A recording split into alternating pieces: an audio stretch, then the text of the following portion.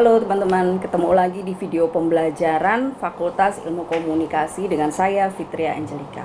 Sekarang kita masuk ke materi kedua, komunikasi strategik, yaitu kita akan membahas opini publik dalam komunikasi strategis dan juga citra dan reputasi.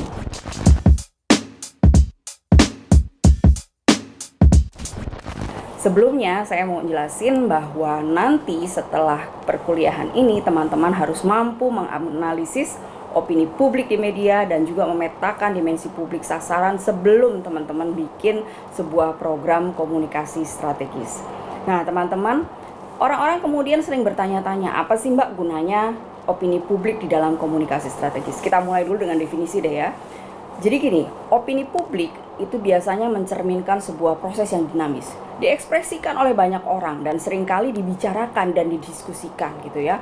Dan awalnya itu biasanya kecil gitu, tapi kemudian karena sering didiskusikan dia bisa menjadi sebuah tindakan kolektif bersama-sama gitu. Mulai dari pemikiran sampai dengan sebuah tindakan nyata. Entah apa itu. Bisa, maaf ya, sampai demo misalnya, atau sampai advokasi dan sebagainya. Nah teman-teman, tadi saya bilang biasanya memang dia didiskusikan. Maka biasanya opini publik memang terjadi dalam kelompok gitu ya, orang-orang yang berkomunikasi, orang-orang yang berinteraksi bersama-sama.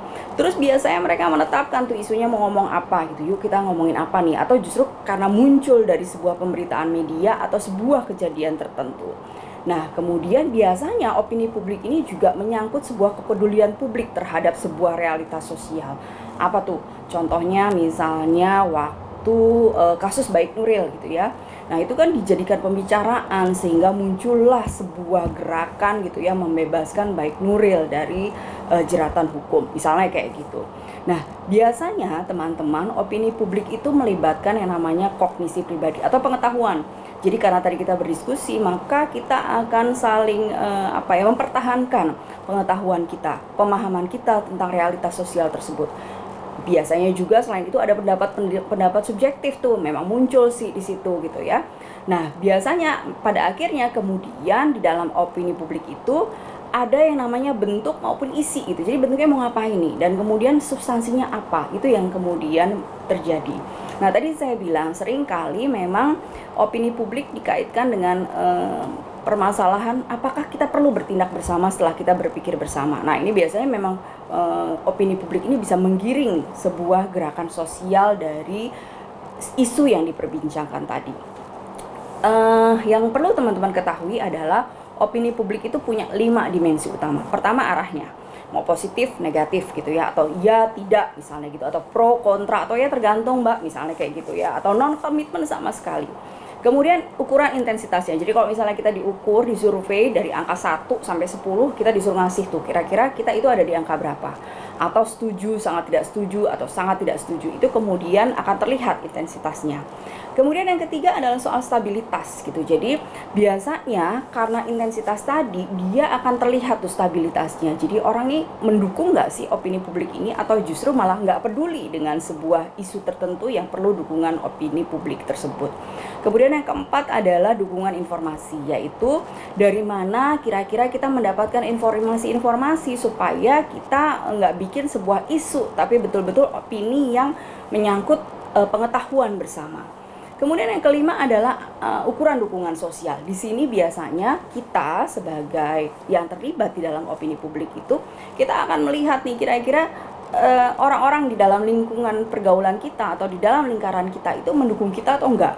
Jangan sampai gitu kita udah menggalang sebuah opini publik tapi ternyata kita tidak didukung oleh lingkungan pergaulan sosial kita sendiri. Nah sekali lagi ya teman-teman, ini adalah proses yang dinamis. Jadi karena proses yang dinamis sekarang juga fluktuatif, ada pro-nya, ada kontranya, atau ada tarik ulurnya. Nah, teman-teman, yang harus ditakutkan atau harus dikhawatirkan organisasi adalah opini publik biasanya sering diekspresikan lewat berita di media, atau sekarang bahkan media ngikutin apa yang ada di medsos misalnya kayak gitu ya. Sehingga pada akhirnya para strategi communication manager ini kemudian merasa bahwa media itu perlu di treatment gitu supaya opini publiknya juga tidak bisa muncul sedemikian rupa melalui media. Nah, memang karena banyak perjalanan atau banyak pengalaman, memang media itu berisikan apa yang dipikirkan oleh publik, biasanya seperti itu, atau apa yang sedang trending di publik gitu ya, supaya media juga tetap ada beritanya dong tentunya. Dan tentunya dengan adanya opini publik tersebut, media juga punya peran yang sangat besar untuk menyampaikan gitu message publik itu ke organisasi supaya ditangani tuh ya gitu.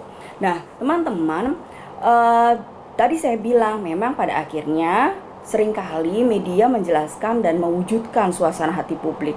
Akibatnya apa gitu, sering kelihatan tuh apakah masalah ini dibesar-besarkan atau enggak sih gitu. Apakah benar-benar masalah ini sudah cover both side atau belum sih, itu akan terlihat biasanya di media tersebut gitu ya. Nah, kemudian teman-teman, karena tadi opini publik itu tercermin lewat media, akibatnya kalau medianya misalnya ya, mohon maaf, partisan gitu, akibatnya dia bisa menyebabkan sebuah kerusakan yang fatal buat organisasi, terutama yang berkaitan dengan reputasinya. Bayangin kalau reputasi kita udah rusak, itu apa yang akan kita pertahankan selanjutnya. Nah, teman-teman, jadi media yang tadi mengakomodir opini publik bisa menjadi pedang bermata dua. Satu, bisa membangun reputasi, tapi di selain sisi juga bisa menjatuhkan jika organisasi yang bersangkutan tidak merespon opini publik tersebut. Nah, teman-teman, kalau gitu setelah kita berbicara opini publik, kita akan masuk ke publik. Tapi gini, intinya tadi ya, opini publik adalah memberikan sumbangan yang sangat besar untuk para pemikir komunikasi strategis. Lewat opini publik inilah biasanya tadi kita akan melihat situasi di lapangan seperti apa. Lewat pemberitaan media kita akan mengukur jumlah dukungan untuk organisasi kita seperti apa. Lewat berita media itu juga kemudian kita bisa melihat keberpihakan publik seperti apa. Jangan sampai segitu banyaknya orang atau segitu banyaknya media itu kemudian justru kontra terhadap kita. Oke, baik, kemudian kita akan geser sedikit nih, mengenalkan tentang yang namanya publik. Apa sih yang disebut sebagai publik? Seorang pakar menyebutkan bahwa publik merupakan halayak sasaran dari kegiatan komunikasi strategis gitu ya. Jadi dia itu adalah kelompok yang akan kita bidik gitu dengan program-program komunikasi kita. Sering juga di beberapa buku atau di beberapa literatur disebutnya sebagai stakeholders atau pemangku kepentingan.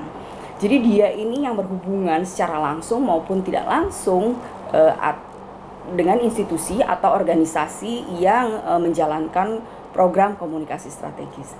Ada beberapa klasifikasi publik yang kita kenal. Yang pertama adalah berdasarkan skopnya atau berdasarkan ruang lingkupnya. Ada yang publik internal sama publik eksternal. Tahu dong, yang internal berarti yang di dalam, yang eksternal yang di luar. Kalau yang di internal ada siapa? Ada pegawai, ada pimpinan gitu ya, atau orang-orang yang memang terlibat di dalam proses operasi atau di dalam operasional organisasi tersebut. Sementara yang eksternal adalah tadi saya bilang semua orang atau kelompok orang yang berhubungan secara langsung maupun tidak langsung dengan organisasi tersebut. Kemudian klasifikasi kedua adalah ada publik primer, publik sekunder, dan publik marginal. Kalau ini berdasarkan bidikannya. Jadi kalau publik primer itu adalah target utama dari program komunikasi strategis kita. Sementara publik sekunder adalah biasanya publik yang merasakan dampak dari program komunikasi strategis kita. Dan yang marginal biasanya mereka yang mengamati gitu ya, mengamati tentang program komunikasi strategis kita ini berjalan benar atau enggak gitu. Nah, kemudian berdasarkan dimensi waktunya ada publik tradisional, ada juga publik masa depan. Publik tradisional itu artinya publik yang selama ini memang sudah kita bina, udah kita layani gitu ya, sudah kita berhubungan baik dengan mereka. Sementara publik masa depan adalah yang kita lihat bahwa suatu hari mereka akan memberikan kontribusi terhadap kita. Apa tuh contohnya? Misalnya perusahaan yang memberikan beasiswa terhadap mahasiswa atau organisasi yang memberikan beasiswa terhadap mahasiswa. Dia melihat mungkin sekarang mahasiswa itu belum memberikan kontribusi buat organisasinya, tapi next gitu ya, di lain kesempatan mungkin mahasiswa ini akan memberikan kontribusi yang sangat besar dan bisa memberikan keuntungan ya, baik secara moral maupun material untuk organisasi tersebut. Nah, kemudian berdasarkan keberpihakannya ada 3 juga klasifikasinya. Yang pertama, proponents, opponents, dan uncommitted. Proponents itu artinya yang pro terhadap organisasi kita gitu ya. Kemudian opponents tentunya yang kontra dengan organisasi kita, dan yang uncommitted adalah yang tidak berpihak di antaranya. Nah, teman-teman, biasanya media, pemerintah harusnya berada di uncommitted ini gitu. Jadi dia tidak boleh pro, tidak boleh juga oponen. Nah, biasanya kemudian seorang manajer komunikasi strategis akan melihat besaran mana nih publik yang pro sama yang kontra, atau yang pro sama yang oponen gitu ya. Jangan sampai lebih besar yang oponen gitu. Dia paling nggak harus lebih besar yang proponen. Kenapa? Berarti kita akan mendapatkan dukungan yang sangat besar, dukungan sosial yang besar jika banyak publik yang pro terhadap organisasi kita. Kemudian teman-teman, berdasarkan besaran suaranya ada silent majority dan vocal minority. Ini klasifikasi berikutnya. Apa itu yang disebut sebagai silent majority? Yaitu orang-orang yang sebenarnya menentukan sebuah organisasi tapi diam aja gitu. Tapi ada juga orang-orang yang vokal tapi cuma sedikit jumlahnya. Apa contohnya? Ini pernah ya terjadi waktu pemilihan presiden Amerika. Nggak kelihatan kan ya bahwa ternyata Donald Trump akan memenangkan pemilihan presiden tersebut, karena sampai H-1 masih Hillary Clinton tuh yang dianggap sebagai menang. Karena apa? Ternyata pemilihnya Donald Trump memilih untuk diam saja gitu. Daripada ribut-ribut gitu ya, daripada ribut-ribut debat nggak karuan, lebih baik dia diem dan kemudian dibuktikan pada saat nanti hari pemilihan. Itu yang harus diwaspadai dan harus diantisipasi oleh seorang manajer komunikasi strategis. Nah, teman-teman, itu tadi dua hal yang kita pelajari di video pembelajaran ini, yaitu soal opini publik dan klasifikasi publik. Terima kasih, sampai ketemu di video pembelajaran berikutnya.